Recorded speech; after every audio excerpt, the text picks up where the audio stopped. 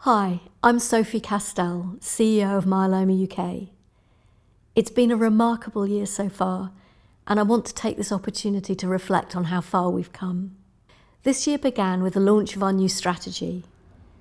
More than 700 of you were involved in developing it. We also spoke to UK and international myeloma experts, researchers, clinicians, drug developers, policymakers, and many more.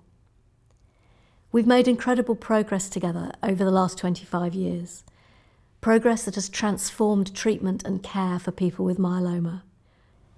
But we know that we need to go further and faster so that more people can live better and longer lives with myeloma. Driven by what you told us during our consultation, we've identified 3 areas that will underpin everything we do: preventing myeloma, treating myeloma, and living well with myeloma. These 3 areas reflect people's biggest priorities today and where we believe that we can deliver the greatest progress now and in the future. This work has already begun, and here are a few of the ways that we're already making a difference. Firstly, let's think about preventing myeloma. We want to radically reduce the proportion of people who are affected by myeloma. That is why our focus on earlier diagnosis and prevention is so important. Both MGUS and smouldering myeloma are precursor conditions, but we don't know enough about the biological changes that turn these into active myeloma. We want to further our understanding of when to begin treatment of precursor conditions, and we're already investing almost £500,000 in research projects which are helping us to understand why precursor conditions progress to myeloma and who is most at risk. We're now stepping up our work through our Precursor programme, which will bring together UK and international experts to produce for the first time a roadmap to improve research, support and treatment trials in precursors. Myeloma Awareness Week was very special this year.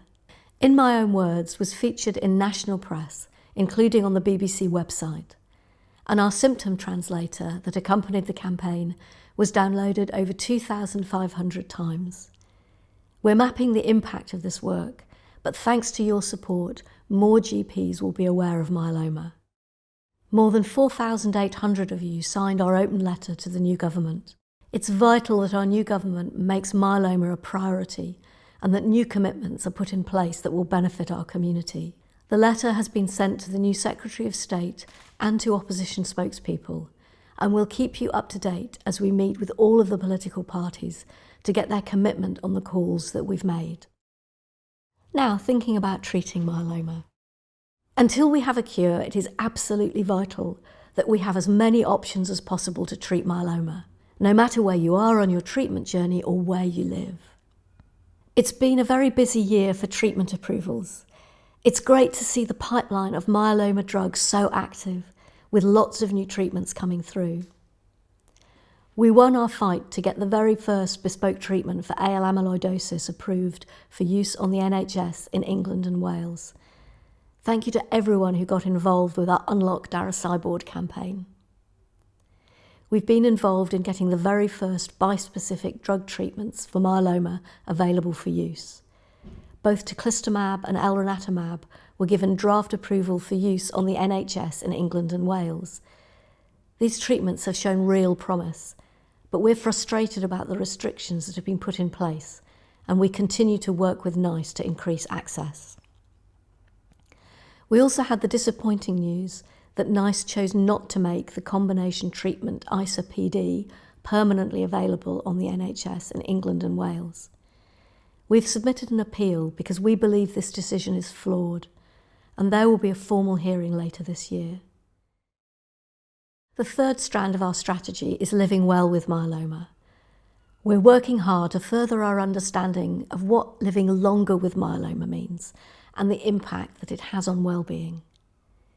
We will be announcing the recipients of our first survivorship grant call in a few weeks, and I can't wait for us to share the details about this research, which will undoubtedly have a demonstrable impact on the clinical journey of people living with myeloma. And this is only a snapshot of what we've achieved so far.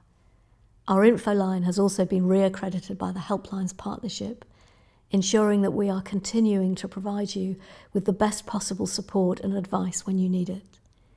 We've had 15 hospitals accredited or re-accredited through our CSEP programme, meaning that more people across the UK are receiving the highest quality of care and treatment for their myeloma. And our research has been showcased at a national level at the British Society for Haematology and in the British Journal of Radiology. None of this would have been achieved without you, our community, so thank you for all the time you give volunteering. Thank you to those of you who run marathons, who hold coffee mornings, and to everyone who came along to our gala, which has raised over £500,000. We've come a long way since we started, but we have more to do so that everyone with myeloma can have the best life possible now and look forward to a more positive future. I'm excited to continue working with every one of you to make it happen. Thank you for supporting us to go further and faster. Together, we are the cure.